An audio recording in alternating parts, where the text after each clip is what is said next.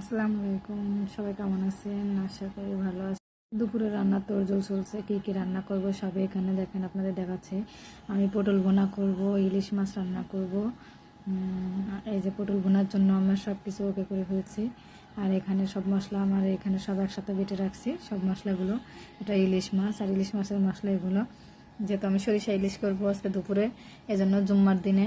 তো এর ভিতরে আমি কিছু কথা বলতে চাই যে অবিবাহিত আর বিবাহিত ছেলেদের জীবন নিয়ে। তো দেখেন, বিবাহের আগে একটা ছেলে যখন চাকরি করে তখন সে তার টাকা পয়সা যেখানে যা সব মায়ের হাতে উঠায় দেয়, নিয়ে মার কাছে দিয়ে দেয়। তারপর যখন সেই ছেলেটা মার কাছে দেওয়ার পরে সে যখন তার বিবাহিত লাইফটা শুরু করতে যায় বা বিয়ে করবে, সেই মুহূর্তে তখন তার গচ্ছিত আমানত আর কিছু রাখে না। সে যে টাকা পয়সা তার বিয়ের পরবর্তী লাইফে লাগতে পারে এগুলো সে জানেই না, মনে হয় একটা ছেলেরা নাকি জেনেও বোকার মতো থাকে, আমি জানি না। তো দেখেন, এর ভিতরে আমি অনেক কথা বলছি। এর মধ্যে আমি যে সরিষা ইলিশ রান্না করব, সরিষার তেল দেবো না তা তো হবে না। এটা সরিষার তেল, আর এখানে সরিষা ইলিশের রান্নার সব প্রস্তুতি করে রেখে দিয়েছে। এই যে রান্নাটা আমি এখনই শুরু করব।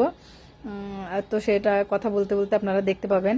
তো দেখেন, এর ভিতরে আসছে বিয়ের আরে যখন ছেলেরা টাকা পয়সা তার মা বাবার হাতে কম দেয় তখন সব দোষ বউদের আসে। যে বউ ছেলে বিয়ে করার আগে টাকা দিত, এখন বিয়ে করার পরে সংসারে টাকা দেয় না। এটা আমি মনে করি আমার ক্ষেত্রে না, সব মেয়েদের জীবনে এইটা মনে হয় ঘটে, আমার মনে হয়। আমি জানি না, যদি কি বলবো আসলে। সে যখন বিয়ের পরে যখন তার সংসারে একটু হয়ে যায়, তার সংসারে খরচ বেড়ে যায়, তখন বাবা মার হাতে যদি টাকা না দিতে পারে, সম্পূর্ণ দায়ভারটা আসে তার ছেলের বউর উপরে। কেন এই মানুষের এখনো এই ধরনের, এই ডিজিটাল যুগে, সব যুগে এখনো এই ধরনের মেন্টালিটি কাজ করে? তো ছেলেরা কি বোঝে না যে বিয়ের আগে সব টাকা, বেতনের টাকা তার বাপ মার হাতে না দিয়ে কিছু সে জমায়েত করলো। আর এর ভিতরে আমি কি কি রান্না করছি, রান্নাগুলো দেখেন। এখানে সেমাই রান্না করছি, ইলিশ মাছ আমি বললাম, সরিষা ইলিশ, পোলাও, আর পটল ভুনায় যে। আর এটা রয়েছে হাঁসের মাংস। আমার মেয়ে খাওয়ার জন্য বলতেছে এটা খাবো ওটা খাবো, আসলে সে কিছুই খায় না, সে এতই শুকনা বলার মতো না। এখানে যে পোলাও নিয়ে বসছে, সে কোনটা খাবে কি করবে, আমি ডাইনিং সেটে নিচে বসছি খাওয়ার জন্য।